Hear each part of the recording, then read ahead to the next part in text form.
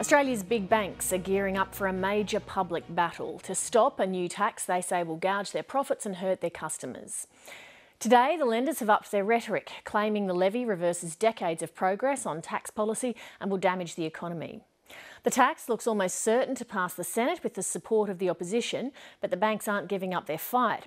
Shortly, I'll be talking to the Chairman of the National Australia Bank, the former Treasury boss, Ken Henry. But first, this report from Pat McGrath.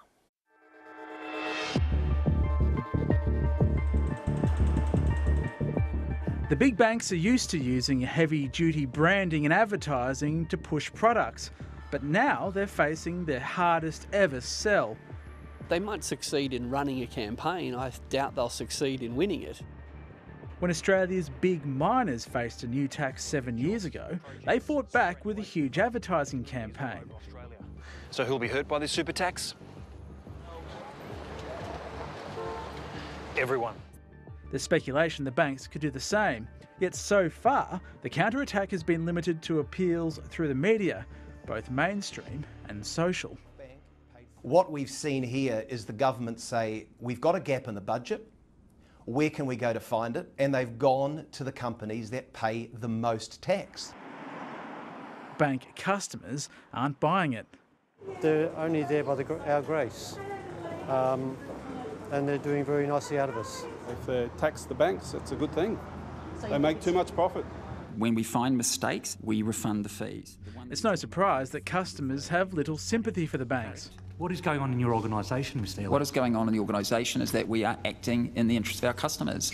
A string of scandals involving the bank's financial planning and insurance divisions has resulted in the big bank bosses being hauled before Parliament. This business and other businesses are doing what they need to do. For Philip Shearman, the bank's promise to pass on the new tax to customers is the last straw. He's about to walk away from his lender. I'm on well below the average income, and it's, every little bit. I count my cents. Can I afford something this week? No, I can't. It has to wait till next fortnight to pay it. Australia's not the only country making the big banks pay more tax. Governments from Germany to Tanzania have been tapping the banks for more money. To some extent, we're late to the party. I mean, the UK and Europe have been pursuing these kinds of levies for quite some time now, and clearly their systems are still operating and clearly their economies are still functioning. Since the global financial crisis, the big four banks and Macquarie have had an implicit guarantee that if they collapse, the government will bail them out. The fact that the government stands behind them is part of their marketing advantage. There's no doubt that customers see them as safer, and in turn many customers accept lower interest rates on their deposits or pay higher interest rates on their loans because of the perceived safety of the big banks. So if the government are going to help ensure the safety of those big banks, why not equitably charge for that service? Yet that guarantee doesn't extend to smaller lenders like Bendigo Bank. The Reserve Bank were asked to estimate the benefit of that implied guarantee, and they estimated that benefit for the major banks at about $3.8 billion a year. So they're being asked to give back $6.2 billion over a 4-year period, which is about $1.55 billion a year. They're still ahead each year to the tune of somewhere like $2.3 billion. The Treasurer's been keen to point out that part of the reason for the new tax is to make it easier for smaller banks to compete. This is a pro-productivity measure, and I can tell you the regional banks are very happy about this because for once a government has actually heard what they've been saying to us, saying you've got to level the playing field up for us here. So have you sent the Treasurer a thank you card yet? No, I haven't sent the Treasurer a thank you card, but it certainly is pleasing to see that people are listening to the issues of evening up the playing field in banking. 730 has spoken to banking insiders who say they were genuinely surprised by the government's announcement. They want to fight back, but they're struggling for a strategy. And that's not only because the policy has the support of both sides of politics, as well as the majority of voters. There's division inside the industry lobby, the Australian Bankers Association. The small banks want the tax, The big banks don't. Well, the ABA has a number of constituents. I'm Deputy Chairman of the ABA and I'm from a small bank. By number, there's more small banks in the ABA than there are large banks, albeit by size, the major banks are about 80% of the industry. So I think in this particular instance, when there's clear divergence around whether or not this is a good or a bad thing, each of the constituents have to prosecute their own argument. We want you to stay in business, we want you to make money as shareholders. For mum and dad investors at this week's Australian Shareholders Association conference in Melbourne, there's been just one question for bank bosses, like ANZ's Shane Elliott. The question is, will you pass it on? Look, thanks for the question, Alan. Look, the reality is this is a cost. We're pretty sure that means it's going to go to investors and shareholders, and we'd like to see some certainty brought into it. So shareholders are happy to cop it for now as long as it doesn't increase. Is that what you're saying? I think happy is maybe a too strong a word. Dennis, are you going to sell your shares? No, I'm not, but equally people are going to look and see what happens. We'd like the banks and the government to sit down in a really meaningful way to decide how to minimise the pain that investors are going to feel. 1.2 billion a year is a drop in the ocean for the banks. Indeed, it's about what they spend on advertising, the cost of which was, of course, passed on to their customers. So, of course, the numbers seem large, but compared to the size of the banks, this is small beer. And earlier I was joined by the National Australia Bank Chairman, Ken Henry. Ken Henry, thanks for joining us. It's a pleasure to be here. In your view, what will be this impact of the bank levy on the economy if it's passed? Well, any tax is borne by individuals, ultimately borne by people. In this case, the bank levy, it'll be borne by a combination of shareholders and bank customers, principally, and it will have a negative impact on economic growth, on business investment, on borrowing, perhaps on the level of saving as well.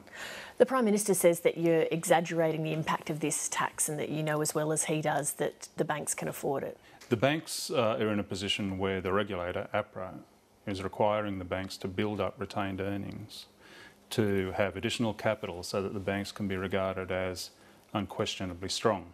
We don't know how much additional capital APRA is going to require us to build up through retained earnings, but it's clearly a significant amount.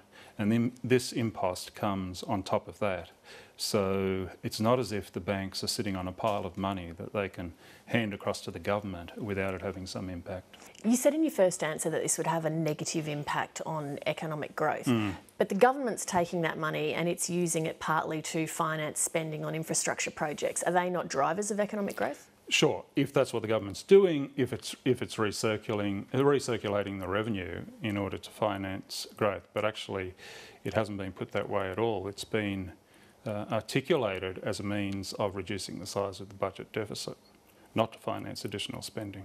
You've called for a public inquiry into the bank levy. What do you think that would achieve, given that both the government and the opposition have said that they would support this levy and so therefore it would appear to be a foregone conclusion that it would be put in place? I think the appropriate forum for a public inquiry would actually be the Parliament, but an inquiry in the Parliament which allows for public submissions and which allows for witnesses to appear so that parliamentarians are fully informed about the impact of this tax. And the reason I say it is because, in my view, the tax is bad policy. It's a policy which is reminiscent of the sorts of taxes that we had in Australia before the big tax reform started in 1983, and certainly when the GST was introduced, all taxes of this sort were abolished. This tax is very similar to duties that were legislated in Australia in 1982. You have to go that far back to find a tax similar to this. So it's bad policy, but on top of that, the process has been a bad process. Part of the reason that the banks are an easy political target is because in a number of instances they haven't done the right thing by customers. Surely there would be some understanding within the banks that they have brought this problem on themselves. I certainly accept that there have been numerous occasions in which the banks have not done the right thing by their customers. They have not been focused on customers in the way that they should. But it seems a bit peculiar to me that the government, in response to that, would impose a levy on the banks that they know the banks will pass on to customers. How much of this tax will be borne by customers versus shareholders? It's very likely that most of this will be borne by customers. If we're in different circumstances, and if, for example, APRA were to come out today and say, well, given that the government is imposing this levy, we, APRA, are not going to require you, the banks, to build up additional retained earnings in the form of capital so that you are regarded as unquestionably strong.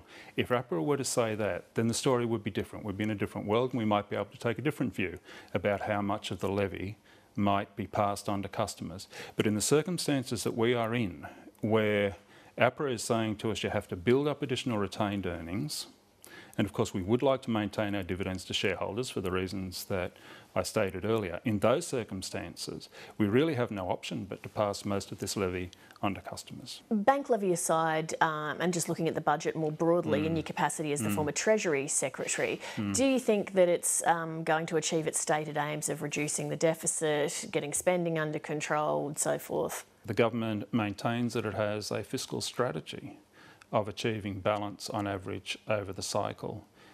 It is most likely, on my reading of the budget papers, that we'll be very lucky if there's even one surplus in 1 year achieved over this current economic cycle. And that means that future generations of Australians are going to have to be left with the task of repaying the debt. And that was not the objective of the fiscal consolidation strategies of either the Hawke government or the Howard government. And what does that mean for the average person's standard of living in terms they can understand, not in terms of like wage growth and stuff like that? That debt has to be repaid, and of course at some stage that does mean higher taxes. In what form and when, of course we don't know. And maybe it'll be years before Australians find out. But at some stage there will have to be a fiscal consolidation. And when that fiscal consolidation occurs, it could be quite dramatic. And in the interim, people will have reason to be worried about the form of that fiscal consolidation. What does quite dramatic look like? The global financial crisis nearly brought us undone. And it nearly brought us undone despite the fact that at that time Australia had very good economic policies, a very good fiscal performance. We can't risk that sort of crisis again. We have to protect ourselves and do whatever it takes to protect ourselves from exposure to that sort of crisis in the future. And that means we have to be much more disciplined about policy. We cannot afford a reversion to the policies of the late 1970s and very early 1980s. One of the other economic matters that Australians have been talking about a lot is housing affordability, and it's bubbled up in the past few days with some comments by this millionaire that young people should drink fewer coffees and have less avocado toast if they want to save for a house deposit. What do you think about that issue? Housing affordability? Avocado toast, actually. Avocado toast. No, I'm joking. Housing affordability. Housing affordability. Look, this has been an issue for young Australians for a very long period of time, and in some cities, particularly Sydney, and to a lesser extent Melbourne, one has to wonder how young people could ever afford to buy a home without the support of parents or grandparents, without the support of the baby boomer generation, essentially. And the policy response to anything where the price is too high has to be either something to constrain demand or something to increase supply. It's that simple as just textbook first year economics, actually high school economics. And the real question here for Australian policymakers is whether we have the creativity and the courage to do what's required, either to constrain demand or to increase supply. And we seem to be having a kind of shadow debate or shadow boxing instead of a debate about the measures that might be required in order to make housing more affordable. Ken Henry, good to get your thoughts this evening. Thank you very much. Thank you.